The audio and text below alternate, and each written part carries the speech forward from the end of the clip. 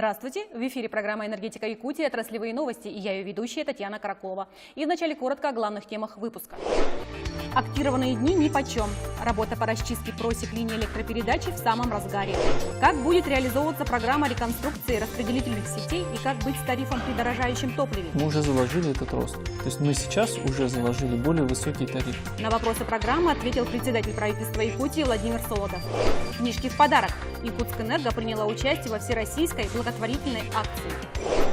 Специалисты центральных электрических сетей приступили к расчистке просек линии электропередачи. Это делается для того, чтобы высокие кустарники не стали причиной аварийных отключений. Причем в некоторых местах такие работы можно проводить только зимой. Почему? Об этом в нашем видеосюжете. Морозный воздух за десятки километров разносит звуки бензопил. Столбик термометра приближается к минус 50, и кажется, кроме этих людей в тайге нет ни души. Бригада энергетиков приезжает сюда каждый день. При любой погоде они очищают просеку под линией электропередачи. Мы сильно не мерзнем, хотя сейчас минус 45. Дело в том, что мы постоянно двигаемся, работаем. Ну и, конечно, входя в смену, мы все тепло одеваемся. Греться приходится каждые полчаса. Для этого неподалеку стоит вахтовка. Могли бы работать на улице и дольше, но пилы замерзают. Техника не выдерживает сильных морозов. Когда теплее, нормально работает. А если как сегодня, постоянно приходится заходить в машину и отогревать.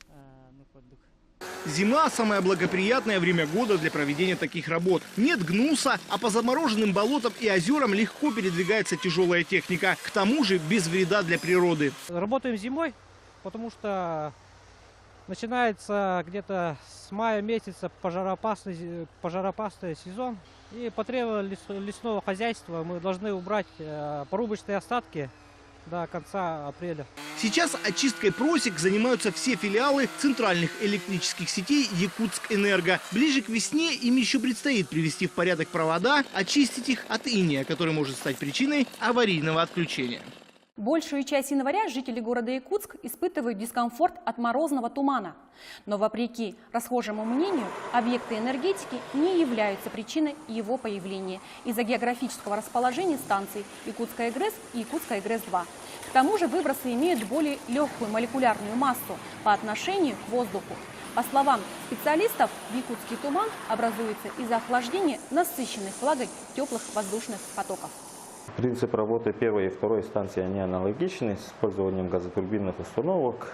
ГРЭС-2 чуть более экологично, можно сказать, по выбросам, так как в нем используются гибридные установки, которые имеют термическое подавление оксидов азота. Согласно расчетным данным и замерам лаборатории, концентрация загрязняющих веществ вокруг станции гораздо ниже установленных нормативов. Оперативное управление Центральным и Западным энергорайонами республики передано Якутскому региональному диспетчерскому управлению единой энергетической системы. В церемонии приема передачи функций принял участие первый заместитель председателя правительства республики Алексей Колодезников. Мероприятие состоялось в рамках объединения ранее изолированных Центрального и Западного энергорайонов с единой энергосистемой страны. В Якутскэнерго останется все оборудование энергетическое, сетевое оборудование, останется полностью генерирующее оборудование. Но режимы работы теперь генерирующего оборудования будут задавать системный оператор. И сбытовая функция тоже останется в Якутскэнерго. То есть, в принципе, для потребителя никаких изменений не произойдет.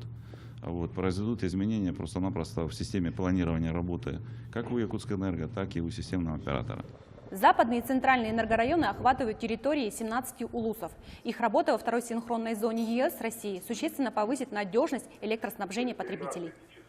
О том, каким видит будущее якутской энергетики правительства республики и как будет в будущем организована совместная работа, в интервью нашей программе рассказал премьер-министр Якутии Владимир Солодов.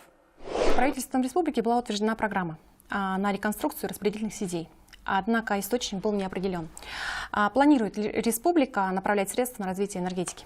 Произошли достаточно сильные изменения политические в части вообще управления энергетикой в России и на Дальнем Востоке в том числе.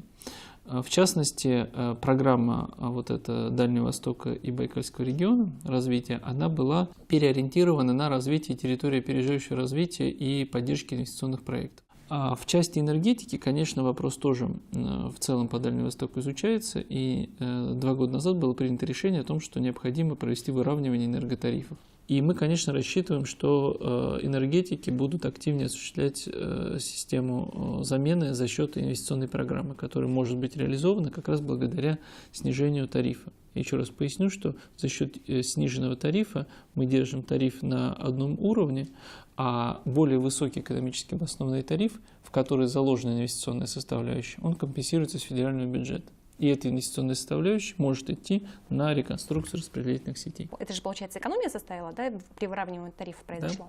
Да. То есть, получается, если эта сумма доходила до энергетики какой-то ну, можно сказать, мизер, да? Какая-то доля. Не мизер, но какая-то доля. Да. То в 2019 году эта доля увеличится в разы. Да. Ну, она будет увеличиваться, да. Но она на самом деле не мизерная. Сейчас точную цифру, наверное, вам не приведу, потому что, конечно, большая часть пошла самим энергопотребителям, предприятиям, которые существенно сократили свои расходы.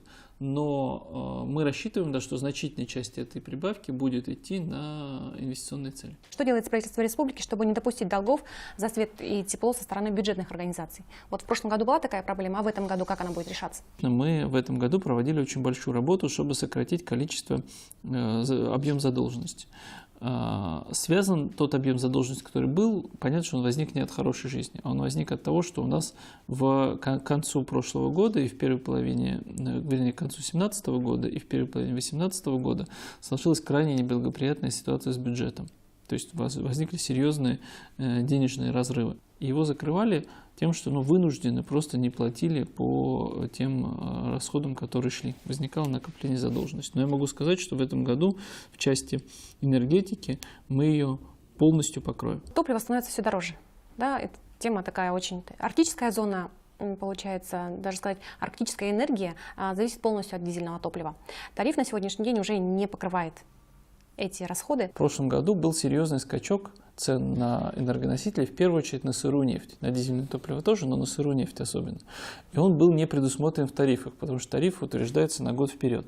И поэтому в период года возник разрыв, что тариф не покрывал возросшую стоимость. Если цены, а мы сейчас видим, что все равно они хоть и растут, но растут предсказуемым образом, будут расти так же линейно, как сейчас, мы уже заложили этот рост. То есть мы сейчас уже заложили более высокий тариф, который, опять же, компенсируется в силу механизма выравнивания тарифов. Благодарю вас за интервью. Спасибо. Спасибо. Якутские теплоэнергетики ввели в эксплуатацию новые скважины в городе Ленск. Новый узел холодного водоснабжения полностью автоматизирован и построен взамен изношенного.